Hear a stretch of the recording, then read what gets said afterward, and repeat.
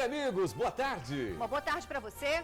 Na guerra pelo comando do tráfico de drogas, bandido dita regra e cidadão do bem é obrigado a seguir à risca. Caso contrário, paga com a própria vida o preço da impunidade. 2 morros da capital do Espírito Santo vivem clima de tensão. A polícia foi recebida a tiros e os moradores estão reféns dos criminosos. Quem deveria proteger lança o filho no perigo. O menino de 2 anos de idade foi abandonado pelos pais numa avenida movimentada.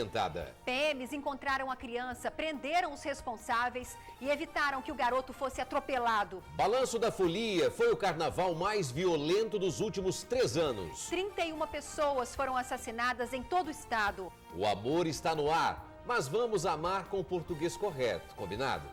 Ladrão que rouba ladrão também não merece perdão. Uma dupla invadiu uma padaria, foi perseguida e baleada por outros criminosos. Bandidos roubam celular e vendem em grandes sites. O TN apurou a denúncia e ouviu uma vítima que teve o celular roubado e negociado na internet com o número do chip furtado.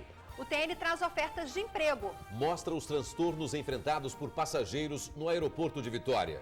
E ainda, pudim de chocolate e bolo de cenoura se encontram na mesma receita. O resultado, só comendo para dizer. Água na boca, tudo isso e muito mais aqui. No Tribuna Notícias, primeira edição, a gente volta? Rapidinho, até já, amigos, é sexta-feira, hein?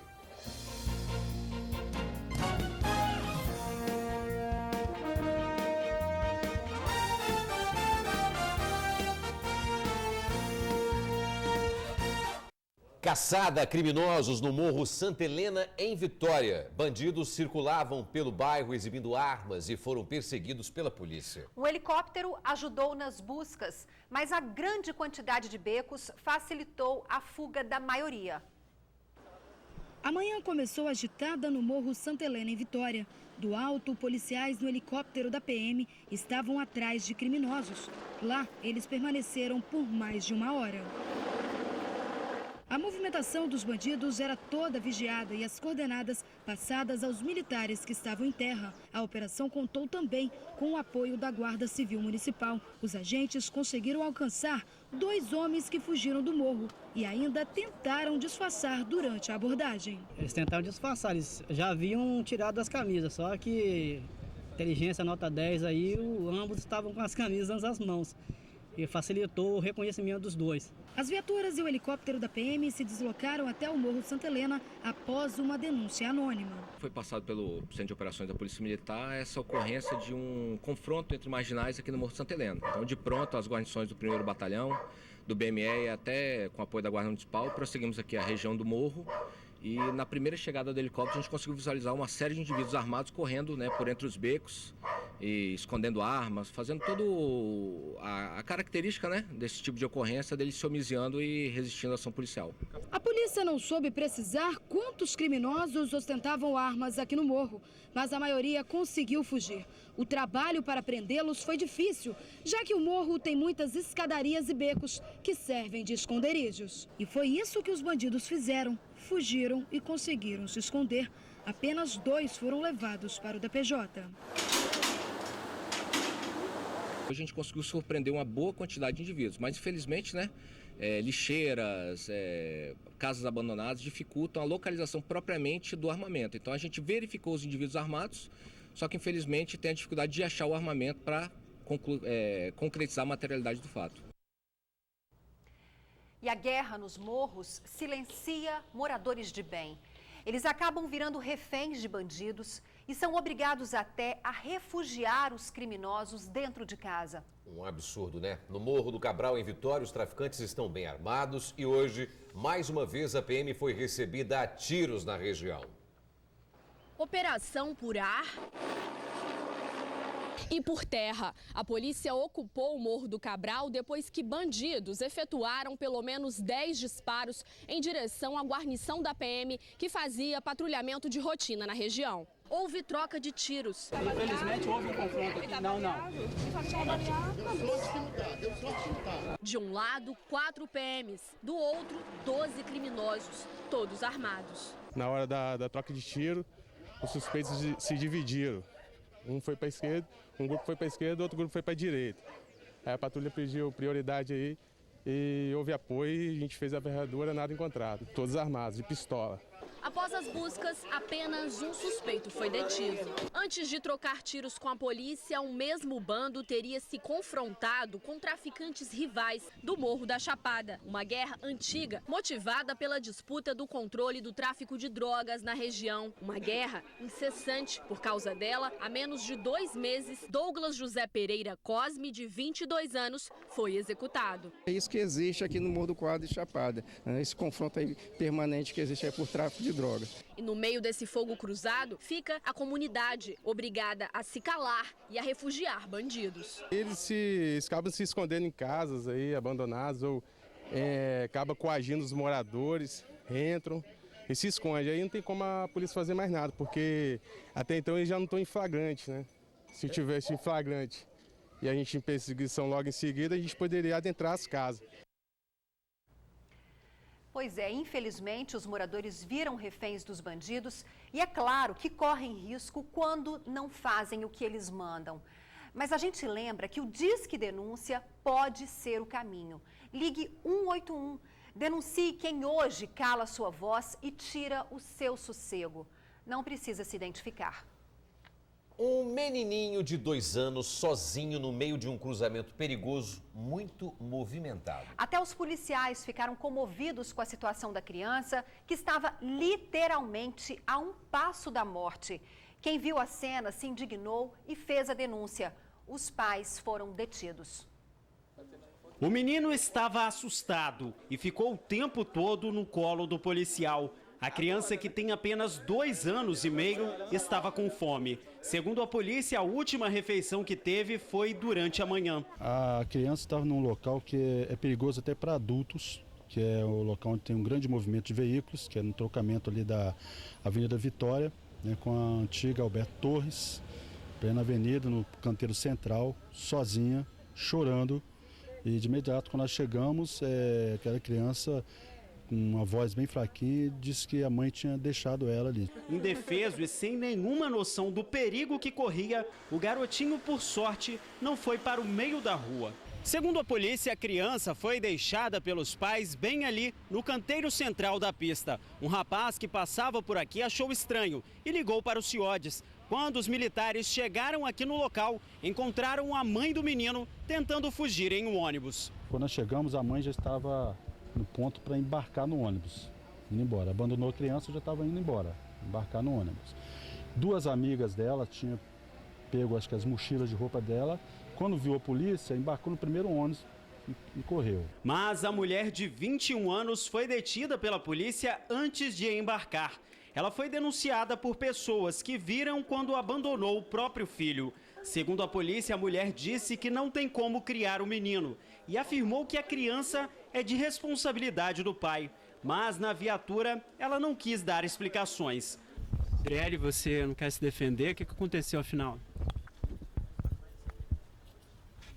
A polícia disse que quando chegou lá, você estava entrando no ônibus e seu filho estava no meio da rua. Meu filho não estava na rua, estava com a avó dele, com o tio dele. Durante a confusão, o pai do menino apareceu no local. O rapaz de 23 anos também foi detido e levado para a delegacia. Segundo a polícia, ele disse que não tem condições de criar o próprio filho, mas o rapaz nega que tenha dito isso e também se atrapalha nas explicações. Estava sozinho não, estava com a irmã dela, polícia que inventa. A polícia disse que ele estava no meio da rua, abandonado. Como é que na hora que eu cheguei lá, minha mãe estava perto então, rapaz? Como então? Tava minha mãe, tava minha sobrinha, tava minha irmã, tava todo mundo, meu cunhado. Como então? Mas na hora que a polícia chegou, ele estava sozinho. Minha mãe que chamou a polícia, como é que na hora que ele estava sozinho? Então, sendo que minha mãe que chamou a polícia? Chamou por... aí tem que perguntar pra ela, né? Não sou minha mãe.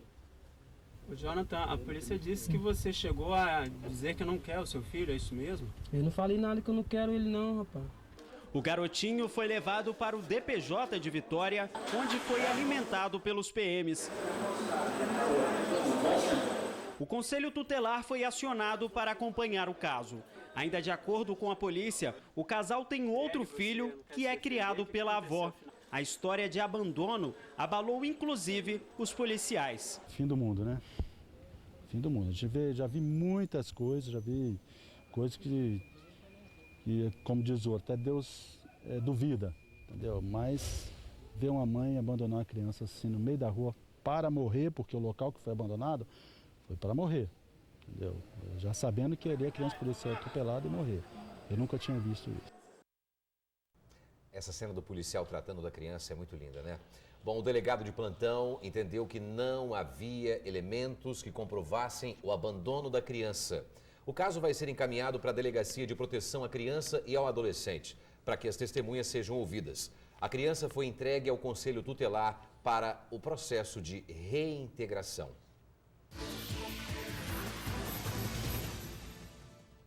Começamos a falar de emprego. São vagas para gari e auxiliar de obras. Ficou interessado? Então mande o seu currículo para seleção@corpus.com.br. Ladrão que rouba ladrão. Olha só que ponto chegou a falta de segurança. Nem assaltante escapa de ser assaltado. Será que ele fica chateado quando alguém rouba ele também? Na Serra, uma dupla que invadiu e ameaçou funcionários de uma padaria foi perseguida, roubada e baleada por outros criminosos. Um dos bandidos morreu. O assalto aconteceu nesta padaria que fica em Vista da Serra 1, na Serra. Foi por volta das 8 horas da manhã. Eram, segundo testemunhas, 3 rapazes. Um deles entrou na padaria e rendeu o Whitney. Chegou, colocou a arma ali na mesa, estava aí a menina ali, e ele pediu dinheiro. Aí falou que se eu não passasse dinheiro, ele ia dar um tiro na minha cabeça. Aí eu fui, dei o dinheiro. Aí ele saiu correndo. E este foi o segundo assalto, exatamente no dia que completou uma semana do outro. No primeiro, a Sara teve um revólver apontado para a cabeça. Levaram R$520. Eles chegaram chamando de tia, falando passa grana tia, e eu passei o dinheiro. Aí entrou um primeiro, 2 primeiro, né? E depois um passou por aqui, colocou a arma na minha cabeça e a outra arma ficou em cima do balcão apontando para mim também.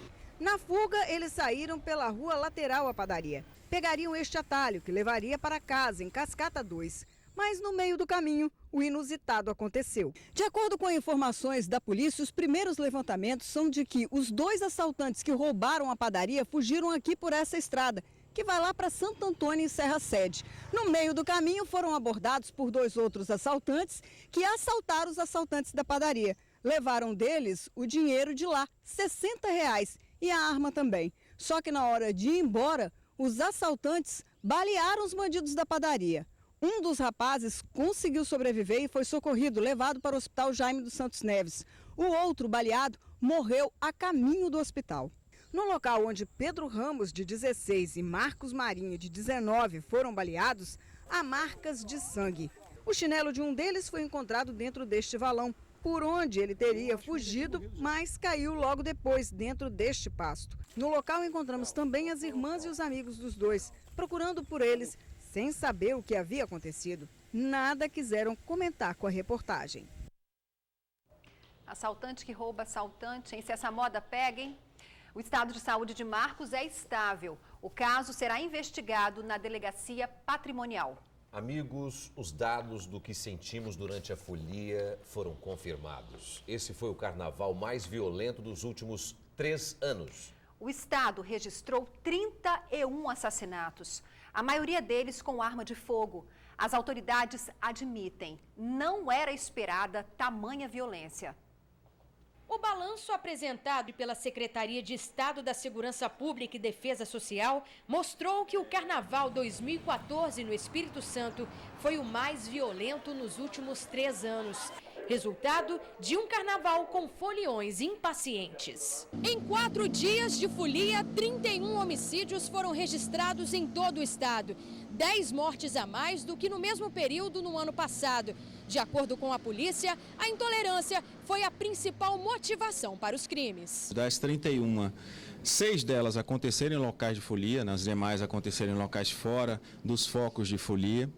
E muitas delas, a grande maioria delas, infelizmente, apresentaram um perfil de intolerância, de vingança pessoal, um perfil de pessoas que estavam motivadas, ao invés de brincar durante o período momesco, de realizar os seus conflitos na base da violência, infelizmente. 84% dos crimes foram cometidos com armas de fogo. 52 armas foram apreendidas. O número dobrou em relação ao ano passado. Falando das prisões, 552 detenções foram realizadas. 16 menores apreendidos. A polícia justifica que esse aumento está relacionado ao desfalque de PMs que acontece porque muitos blocos ou festas não programados acontecem durante o carnaval. Da necessidade da gente cobrir diversos blocos, diversos carros de som, trios elétricos, que não estavam previstos, repito, não estavam previstos na programação oficial. Isso demandou um esforço muito grande do nosso policiamento e, claro, ocasionou, eventualmente, que determinados locais da região metropolitana ficassem descobertos. Os homicídios estão sendo investigados pela Polícia Civil. Alguns envolvidos já foram presos e outros identificados. Hoje estamos com 14 identificados autores de crimes. A gente lamenta o número foi acima da expectativa de todos nós, mas o trabalho é esse. Vamos continuar o trabalho, estamos otimistas com relação à metodologia que está sendo utilizada. Os crimes no sul do estado foram os que mais chamaram a atenção. Em Iriri, 3 pessoas foram assassinadas durante tiroteios. Outras 7 ficaram feridas. Em Piúma, 2 mortes. Entre as vítimas, um turista mineiro que reagiu ao assalto e foi baleado. Na Grande Vitória, mais tiroteios. Em Jacaraípe, 4 pessoas foram baleadas e um adolescente de 13 anos morreu. No norte, 2 mulheres ficaram feridas e um jovem de 20 anos morreu em Conceição da Barra durante uma troca de tiros.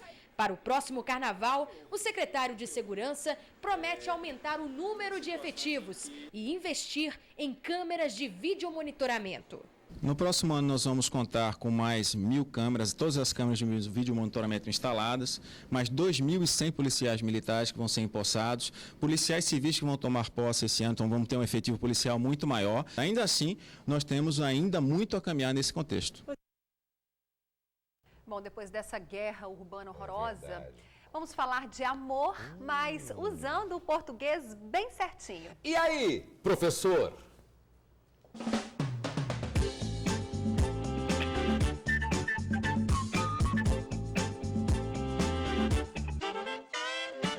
Olha que lindo, gente. Quem é que não gosta assim de receber uma declaração de amor, né? Agora, passando para o português, o que você ia preferir, hein? Quero-lhe. Alguém dissesse para você assim? Ou se alguém dissesse quero-a.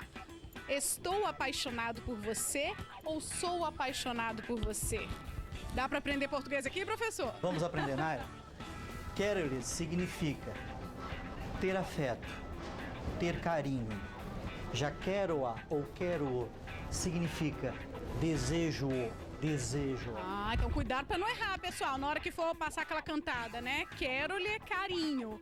E quero-a já é uma coisa mais de desejar mesmo. Isso, ligado a desejo. Ok. Cuidado também. Estou apaixonado por você. O verbo estar indica algo temporário. Significa, por exemplo, que daqui a pouco ele, por exemplo, não estará mais apaixonado. Sou apaixonado por você, o verbo ser sugere algo duradouro. Nara, vale lembrar que a palavra paixão em grego significa sofrimento. Paixão de Cristo, sofrimento de Cristo. Cruz, cara, então quem está apaixonado tem que sofrer, professor? Geralmente sofre. Obrigada.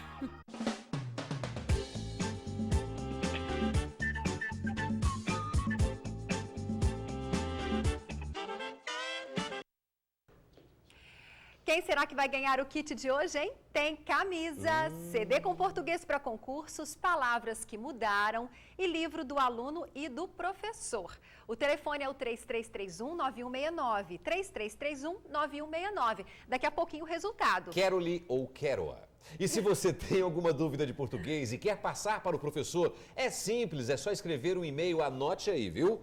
jgrtononi@redetribuna.com.br. Simples, né? Isso. Facinho. Celulares roubados anunciados em grandes sites de compras. A polícia investiga redes criminosas que usam a internet para vender produto de roubo. Nossa equipe chegou a conversar com um suspeito do crime. Ele negociava um aparelho. A primeira coisa que os criminosos pediram foi o celular. Ele me abordou e me perguntou o celular. Eu imediatamente passei o celular para ele. E daí em diante, o que aconteceu?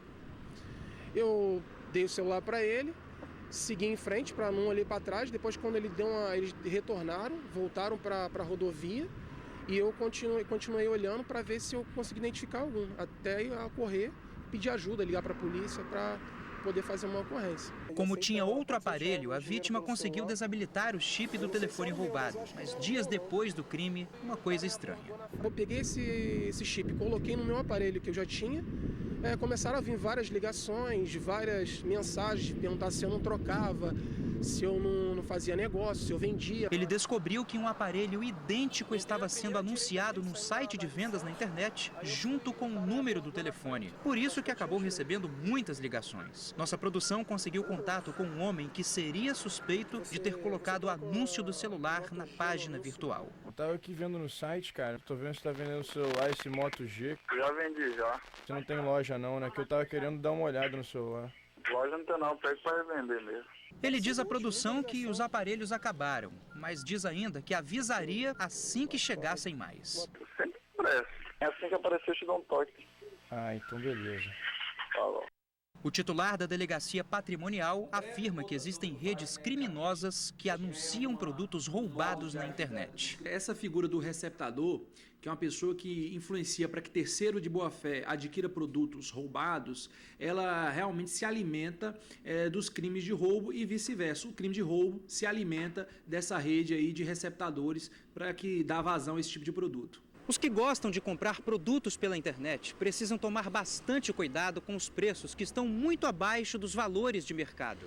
É preciso desconfiar um pouquinho mais, porque caso contrário, estarão contribuindo também com a criminalidade. Dentre essas pessoas que adquirem esses produtos, há terceiros de boa-fé e terceiros de má-fé, ou seja, sabem que são produtos com características de roubados e ainda assim compram, adquirem esses produtos. É importante falar que essas pessoas estão incorrendo no crime de receptação. Essa reportagem também serve também para as pessoas terem noção de comprar esse celular, pedirem nota fiscal, para não acontecer o que aconteceu comigo, para acontecer com eles, porque se a gente estiver comprando um telefone roubado, a gente está alimentando a criminalidade, alimentando todo esse vício, esse ciclo vicioso, né, que é droga, assalto, esse tipo de coisa toda. Boa, garoto. Pois é. Agora mais essa modalidade de crime. Precisamos estar atentos aos produtos anunciados pela internet, viu? O delegado fez um alerta. Desconfie de produtos muito baratos e busque informações do vendedor da mercadoria e referência de vendas anteriores. A ideia é incentivar os alunos a estudar e ajudar os pais na compra do material escolar. Para isso, a Prefeitura da Serra criou o cartão Bom na Escola. Mas as famílias beneficiadas denunciam. O ano letivo já começou e elas não receberam o dinheiro para ajudar no orçamento. O cartão Bom na Escola é um programa da Prefeitura da Serra de incentivo a alunos assíduos e com boas notas, e que pode chegar até R$ 400, como explica a dona Simone. Como incentivo aos estudantes. A cada ano aprovado seria R$ 50 que contaria, né? No caso, a cada 4 anos o aluno receberia R$ 400. As explicações e os critérios estão no site da Prefeitura. Se incentiva o aluno, o programa ajuda e muito os pais. Afinal, é um reforço no orçamento para a compra de material escolar, como explica a dona Cláudia. É um valor razoável para a gente, ajuda no material escolar, não só ajuda como de fato, é um valor que dá para comprar todo o material escolar do ano, porque quando a gente não recebe, a gente tem que tirar do orçamento de casa, de compra, para estar comprando material escolar. O que as mães reclamam é que os filhos delas, que estão estudando na escola, estão dentro dos critérios estabelecidos pelo programa Bom na Escola para receber o cartão e comprar o material escolar. Só que elas não estão recebendo. Dona Andressa ainda aguarda o cartão da primeira vez que recebeu o benefício. Isto há cerca de 3 anos. Com os 2 filhos na escola, segundo ela, atendendo aos critérios do programa, ainda não recebeu o incentivo. Não recebi, até hoje. Já fui na SEDU 3 vezes, entendeu? Vim na escola, ligo, às vezes a gente liga para a SEDU não atende a gente. A gente precisa de uma resposta, porque se alguns pais que não têm condições de comprar material de escola, os filhos vão ficar fora da escola, se ficar fora da escola, o Conselho Tutelar bate na porta da casa da gente. Dona Maria de Lourdes e Dona Simone também questionam o atraso no pagamento do programa. Estamos falando que vai sair só em junho esse cartão. Aí não adianta mais, né? O material já está todo comprado? Já está tudo comprado. Vai adiantar de quê em junho? A gente queria saber do prefeito, né? Cadê o cartão bom na escola? Que os alunos estão cobrando. Os filhos da gente querem saber. Mãe, eu estudei. E meu cartão? Bom, atenção mães, a Prefeitura da Serra confirmou que mais de 8 mil estudantes estão inseridos no Bom na Escola. Disse que o cadastro dos alunos beneficiados está em fase de atualização e a previsão é que o pagamento seja realizado gradativamente a partir de abril. Pois é, uma situação que precisa ser analisada, porque se o objetivo do cartão é ajudar na compra do material escolar e esse dinheiro só sai no meio do ano, o programa perde o sentido, né? Os alunos devem esperar até abril, maio, junho para comprar lápis, borracha, caderno? Isso não tem lógica nenhuma, né? Nenhuma. Veja o que é destaque no jornal A Tribuna desta sexta-feira, dia 7 de março. Perseguição, 20 tiros e morte na Enseada do Suá. 30 mulheres comandam grandes indústrias no estado. Juiz condena advogado a indenizar cliente em R$10 mil por erro na defesa. Delícias para elas nos restaurantes. E ainda é manchete no jornal A Tribuna desta sexta-feira. A moda agora é marmita saudável.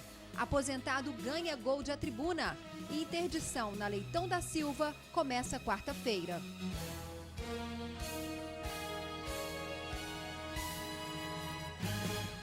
Você gosta de novela longa, aquelas novelas que demoram muito tempo a acabar?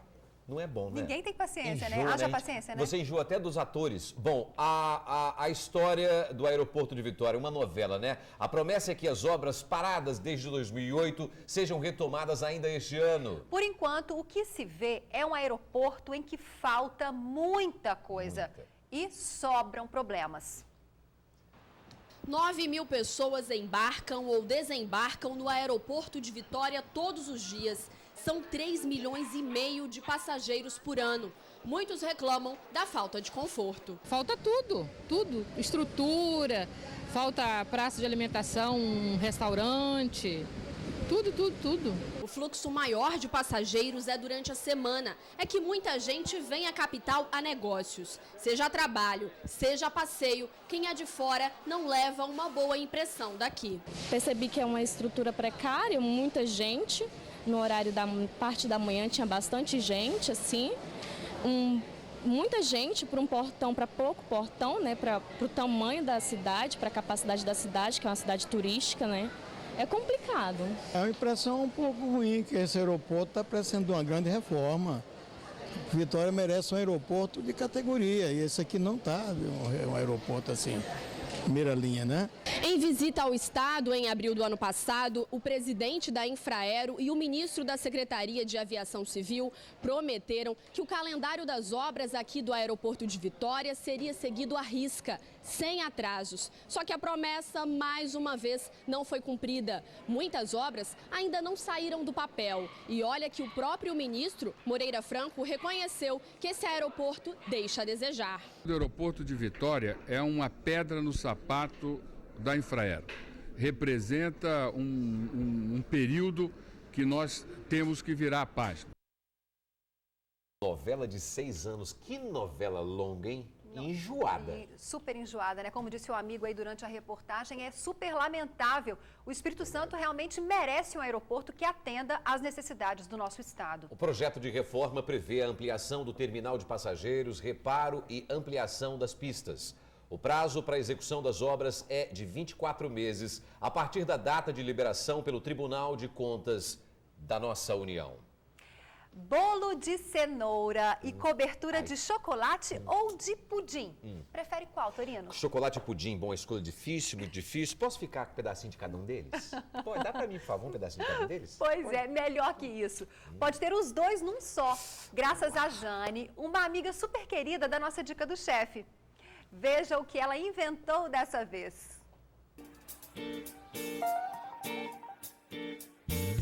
O Dica do Chefe hoje é dedicado ao café da tarde. Esse bolo de cenoura com pudim de chocolate ainda, que covardia, né, meu amigo? Tá com água na boca? Vamos lá então, é tudo que você tem em casa.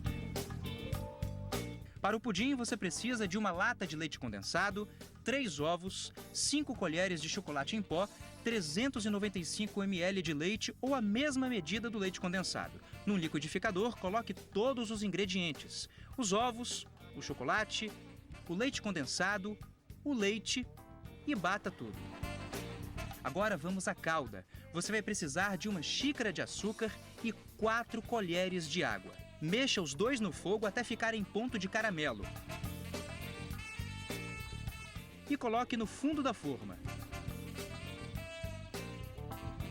Depois, vai a mistura do pudim. Então, vamos ao bolo agora, que leva 2 cenouras, 1 xícara de óleo, 2 xícaras de açúcar, 3 xícaras de farinha de trigo, 3 ovos e uma colher bem cheia de fermento em pó. No liquidificador, bata as 2 cenouras, os ovos, o óleo e o açúcar. Depois, misture com trigo e fermento até a massa ficar pronta. Agora, coloque a mistura na forma também. E leve ao forno pré-aquecido a 200 graus em banho-maria e espere de 40 minutos a 1 hora. Agora, só tirar da forma e tá servido. Pelo amor de Deus, esse bolo tá com uma cara boa, viu? Então, essa vez eu fiz uma receitinha rápida, muito gostosa, as crianças gostam muito, que é o bolo pudim. Agora você também já é tradicional aqui no Dica do Chefe, né? Quantas vezes já participou? Já contou? 9 vezes. 9 vezes? 9 vezes. 9. É um prazer. Cada receita que eu faço é com muito prazer e é a 9ª vez. A criançada se amarra. Uma delícia dessa. Quem resiste? Vamos ver agora, né? Agora que é o momento da prova, a prova final. Olha, eu pego um pouco de bolo, um pouco de pudim e lá vamos nós. Jane, você tem uma mão boa, viu? É, que bom. A comida dela também é gostosa. Viu? Não preciso falar mais nada. É só esperar a receita número 10, então. Escalem para a próxima reportagem aqui também, por favor. A número 10, né, Jane? Por favor. Com certeza. Vai ser bem-vindo vocês. Tá certo, pessoal. Tchau, tchau. Até a próxima, hein? Sexta-feira que vem tem mais.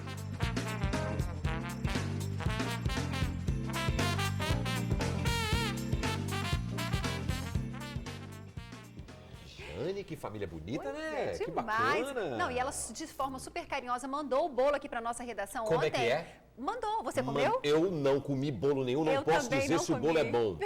Pois Olha, eu falaram também aqui, não comi. Janine falou aqui que eu comi. E Pois é muito Cezinha ruim. também comeu. Ah, falou que é muito ruim.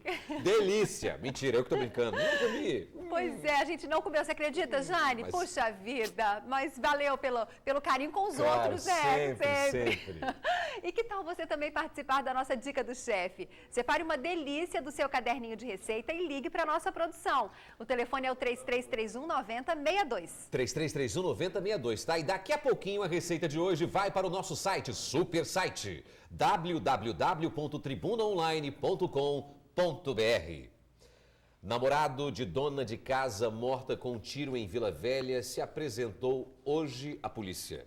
O universitário de 22 anos disse ao delegado que a vítima, Valdenice Kiefer, de 42 anos, manuseava a arma que disparou acidentalmente.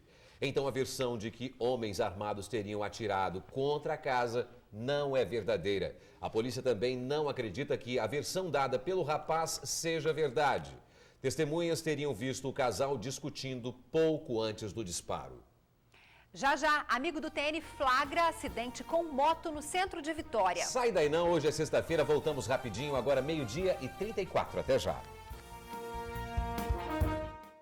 Acidente no centro de Vitória deixa motociclista ferido. O acidente aconteceu na Avenida Princesa Isabel. As fotos feitas por um amigo do TN mostram o motociclista já caído. Wagner Pinto Pereira, de 27 anos, seguia para o trabalho e teve ferimentos nos braços e nas costas. De acordo com testemunhas, ele vinha normalmente pela via quando uma mulher atravessou, de repente, ao desviar dela, caiu. Ele foi socorrido por uma ambulância do SAMU e levado para o hospital. O estado de saúde dele é estável. Pois é, Torino, antes de encerrar o nosso jornal, não posso deixar de dizer a Ornezinda Medeiros, de São Conrado, em Vila Velha. Ornezinda Medeiros, São Conrado, Vila Velha, ganhou o kit, vai ficar super fera no português. Pode vir buscar, viu? Parabéns. E bom fim de semana pra você. Bom fim de semana, tchau amigos, e até segunda, meio-dia. Vem aí, Ronda Geral. Fomos!